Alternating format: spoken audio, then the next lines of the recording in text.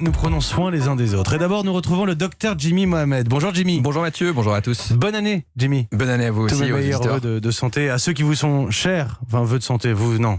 Vous souhaitez de l'argent alors, de la réussite. Non, la santé, Non, c'est la santé, base. vous avez pas Le besoin reste, ça va, ça vient. Bon, le mois de janvier est traditionnellement celui des bonnes résolutions.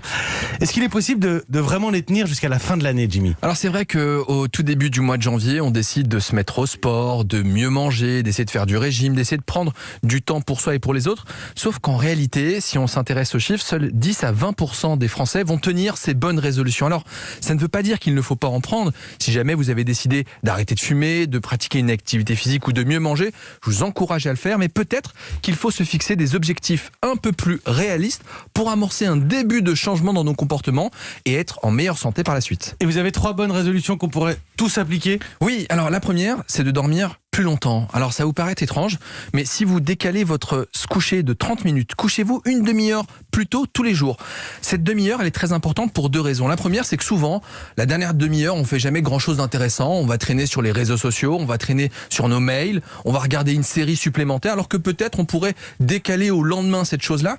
Et si on se rend compte que de ces 30 minutes, à la fin de la semaine, ça fait 3 à 4 heures de sommeil supplémentaire que vous allez avoir. Ça va vous permettre d'être plus performant, d'être en meilleure santé et en meilleure forme, notamment pour les étudiants qui cherchent à booster un petit peu leur mémoire. Ils ont tendance à faire des nuits blanches. C'est une chose contre-productive. Donc, dormez un peu plus longtemps. La deuxième chose, vous en avez parlé ce matin avec le professeur Michel Lejoyeux, c'est la gratitude. Essayez d'être reconnaissant, d'être optimiste. Ça va vous permettre d'être en meilleure santé, car on le sait que les optimistes vivent plus longtemps et en meilleure santé. Alors, c'est des choses de la vie quotidienne. Soyez reconnaissant d'un moment passé agréable avec vos enfants, d'un déjeuner éventuel, et à ce moment-là, vous vous sentirez mieux. Et la dernière chose, ça vous paraît étrange, mais je vous conseille à tous d'aller voir votre dentiste et votre médecin traitant. N'attendez pas d'avoir mal aux dents ou d'avoir des symptômes pour le consulter.